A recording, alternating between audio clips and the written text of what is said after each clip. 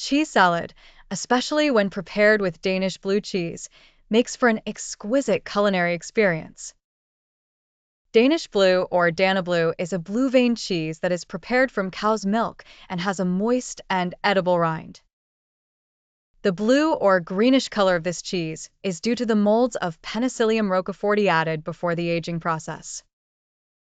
Named after Denmark, where it originated in the early 20th century, this cheese offers a mild flavor coupled with a salty taste, making it a perfect pairing for salads, desserts, bread, and biscuits.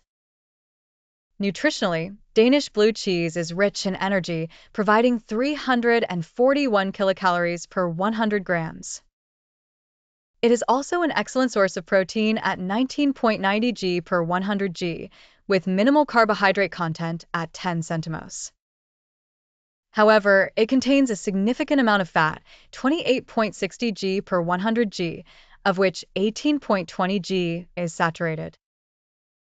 To prepare a delicious cheese salad with this distinctive cheese, you will need the following ingredients: 2 tablespoons red wine vinegar, a quarter cup extra virgin olive oil, 1 teaspoon honey, 1 teaspoon spicy brown mustard, 1/8 teaspoon ground black pepper, 1/8 teaspoon salt, and 1 cup crumbled blue cheese for the dressing.